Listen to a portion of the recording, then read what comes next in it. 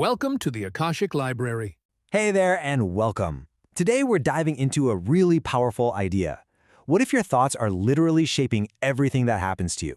Let's get right into it.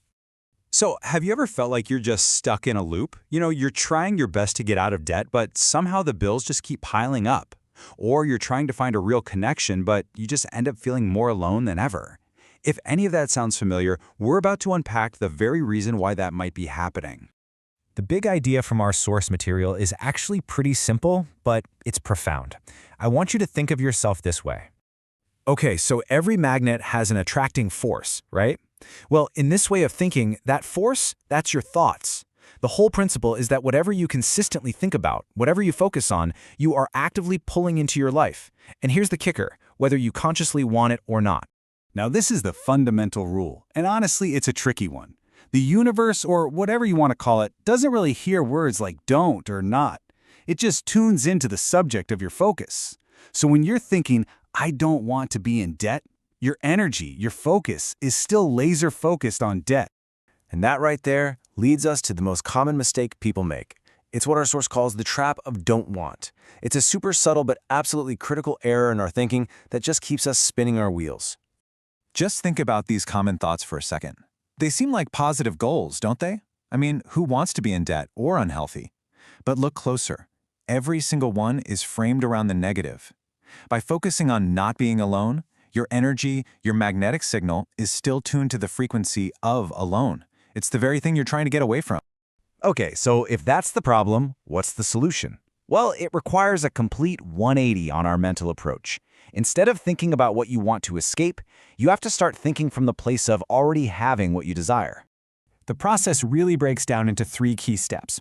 First, you've got to get crystal clear on what you actually want. So instead of no debt, it becomes financial abundance. Step 2, you have to embody that state, like really feel what it's like to already have it. And finally, step 3, you practice gratitude for it, as if its arrival is already a done deal. This is such a subtle but incredibly powerful distinction. You see, the phrase, I want, is broadcasting a signal of lack. It reinforces the fact that you don't have something. But when you shift your internal language to I have or I am so grateful for, you move yourself from a state of wanting to a state of receiving. So why does this mental shift have such a huge effect? Well, according to our source, it all comes down to something called your frequency. This quote right here is really the centerpiece of the whole idea. Your words and your wishes are just the surface level. The real language of attraction, the one that gets results, is your energetic state, your vibration, your frequency. So what exactly is this frequency? It's basically the energetic vibe you are constantly putting out there, and it's determined by your dominant thoughts and feelings. Think of it like a radio.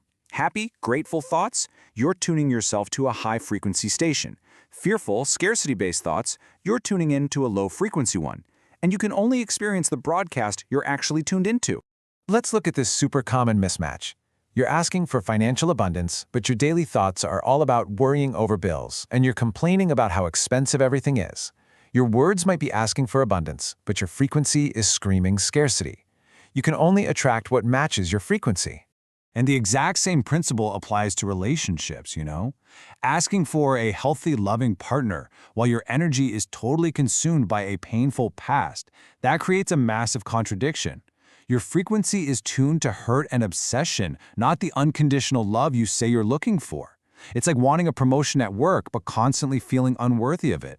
The frequencies just don't line up. So what's the ultimate takeaway from all of this? Well, it really boils down to a clear, direct, and honestly an empowering call to action. This is the chain of creation, right here. It always starts with your thoughts. Your thoughts determine your frequency, and your frequency dictates what shows up in your life. It's a direct line from your inner world to your outer reality. So at the end of the day, the real work isn't about fighting your external circumstances. It's all an inside job. The key is to become a conscious observer of your own mind and to choose, moment by moment, to shift your focus from what you don't want to what you do want and feel as if it's already yours. So, we'll leave you with this question. If you were to take a really honest look at your dominant thoughts and feelings today, what signal are you really sending out? What is your frequency attracting into your life right now? Because that answer, that holds the key to your future. Every rejection redirects you towards something more aligned.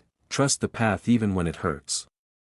Next, transcend the illusion in spirituality, illusion of self.